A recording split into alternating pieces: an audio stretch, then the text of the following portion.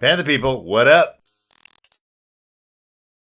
What's going on? You're watching Panthers Post with Phil Perkins. If you're new here, and there's been about 200 of you newcomers over the last month, clicking that subscribe button here at Panthers Post, clicking that like, and clicking those keyboards in the comment community. It's a beautiful place to be. Lots of discussions with this team, how we'd like them to be built, how we would not like them to be built, and the rumors are aplenty right now. But first, I want to say welcome. This is a great place. It's the off season. This is where Panthers Post was born because we're trying to build this team to be a better team than it was the year before. Didn't exactly happen last year, but we're hoping Scott Fitterer, Dan Morgan make the right calls, maybe not listen to Matt Rule as much, but let's get right to it. Speaking of Scott Fitterer, we all know. I'm surprised there isn't a t-shirt here, but he said, I think it was a year and a half ago, they're going to be in on every deal. And that means every deal. If anyone has a quarterback who is the Carolina Panthers' number one priority, it seems, the Carolina Panthers are going to be calling. Recent quarterback that is, according to some reports,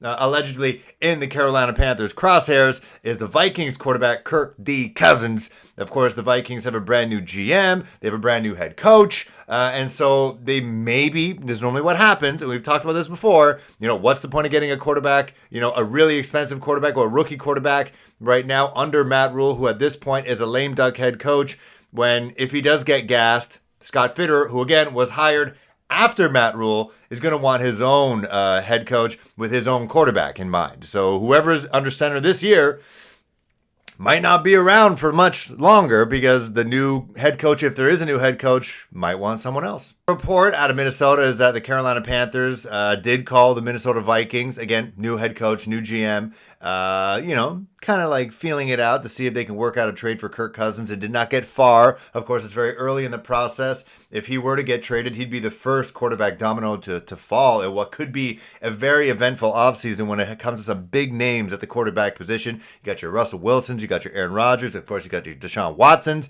and then you got the Kirk Cousins, you got the Baker Mayfields. You got a lot of things going on right now, and of course, you got the rookies as well. And so, I think the Minnesota Vikings are waiting it out. I think the Carolina Panthers are just doing due diligence. I don't think people need to really read that much into it, the fact that they are interested. But guess what? They're going to be interested in every single quarterback that is available. They're going to be kicking the tires of Deshaun Watson, as well as Russell Wilson, Aaron Rodgers, Baker Mayfield, Marcus Mariota. There's always going to be somebody who is going to be available to the Panthers because everyone literally is an upgrade over Sam Darnold and PJ Walker. That's just the way it is.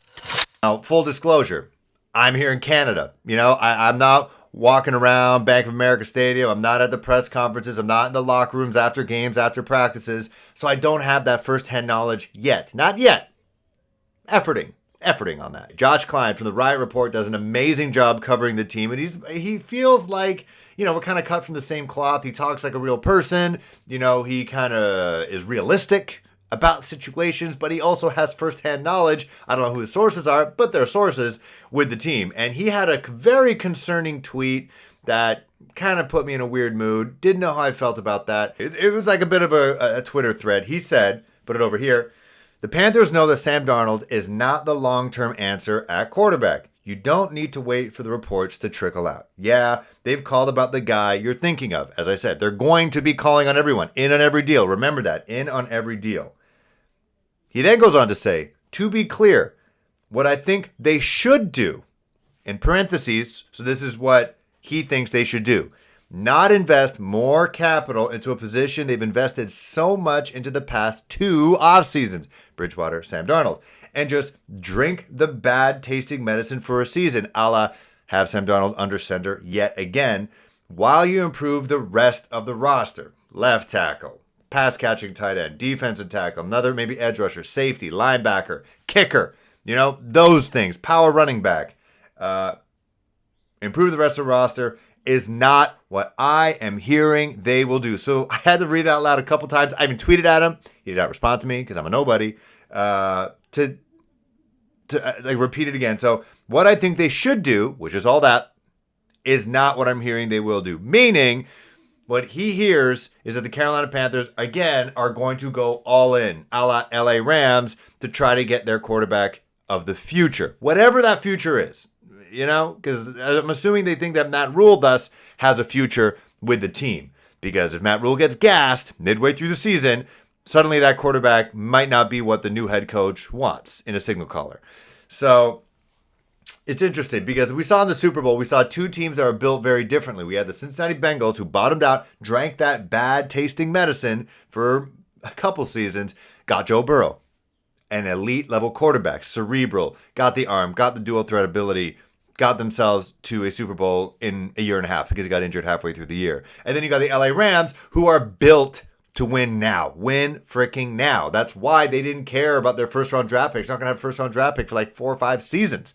So they were in win now. They knew that. They wanted the veteran presences. They didn't have the patience and the time to develop. Well, they had developed some guys, but they didn't have the patience to develop. They had Cooper Kupp, okay? Anyone yelling at the screen, they developed Cooper Kupp. They did draft him out of Eastern Washington. But they had guys that they wanted that had experience. They had the Von Millers. They had the Jalen Ramsey. They got the Odell Beckhams. Of course, they had the Matt Staffords. They're ready to win now. The Panthers are just not that team. Because if you're going to put all your chips out there to get your quarterback, who is he with? Who's he got on the team right now that is ready also to win right now? Who on the team right now is a Super Bowl caliber player? Stephon Gilmore, if they reassign him, if they extend him. You could say Brian Burns has the most potential on the defense, made his first Pro Bowl. Christian McCaffrey, who we're going to get to a little bit later. DJ Moore. Would you rather DJ Moore or would you rather Jamar Chase? They're both kind of the same player. They're both great after the catch. Both got that sturdy lower body, kind of like a running back. I think Jamar Chase might be better at running routes. But if you get that quarterback and you sell the farm, you have no more draft picks, no more first round draft picks for, let's say it's for Deshaun Watson, 4 seasons, no first round draft picks. How are you building this team? So it was slightly concerning. It feels like the Panthers are just kind of going, all in yet again. For what purpose? What is the end goal? To make the Super Bowl this year or to finish, 9-8, 8-9? So it'll be interesting. It'll be interesting to see how it all plays out. And of course, they can't control what other teams do in free agency. So if the cupboard is bare in terms of veteran quarterbacks, you're going to have to either, go for this rookie quarterback class, and which every single day, it seems like this class is getting, less and less love. Besides Malik Willis, who, again, from what I heard of the Ringer podcast, from their draft gurus, that he's about 3 seasons away from being, somewhat good. And they're comparing him to Josh Allen in that sense. And remember, Josh Allen's like 6'6", 650. He's like Cam Newton. He can physically impose people from day one in his rookie season. Malik Willis is like 6'1". I don't know if he can actually do that besides his elusiveness as a runner. And this is what I read on Bleacher Report. They kind of, amalgamated everything. They talked about the Kirk Cousins situation. They also had an article about most realistic trades to happen in the offseason. And they had Kirk Cousins going to the Denver Broncos for a first-round pick this year and a 7th-round pick this year. They also had the Carolina Panthers trading Christian McCaffrey, who's got a huge cap hit, to the very cap-rich Washington Commander Commies. And that was for their first-round pick this year. So that got me thinking. All right, because I wasn't able to actually work out a trade financially from what's available right now online to try to facilitate a Kirk Cousins trade to the Panthers. So I was kind of using that information, and it got me wondering. So if the Panthers lost their first-round pick, so number 6th overall, and their 7th-round pick, but got Kirk Cousins, but then also traded away Christian McCaffrey to regain a first-round pick, I would also ask for a 2nd-round pick as well to try to get some kind of day 2 pick. I'd also ask maybe because I know Kirk Cousins is going to cost a lot of money for the Vikings. I'm sure they're going to have to take some of that salary, maybe throw in a 3rd-round pick or something like that. I'm going to assume they will. And then I think that'd be okay. So that got me thinking, let's assume in that scenario that has happened. And so we're going to forget what I did last episode. Definitely check that one out, though, in the free agent pickups and then draft after. I'm going to do a mock draft now, assuming the Panthers let go of some picks for Kirk Cousins. So they got their quarterback. They let go of Christian McCaffrey, but they gained a 1st-round pick and then draft accordingly. Panthers are picking 6th, but it's really, at this point, the Minnesota Vikings who are picking 6th.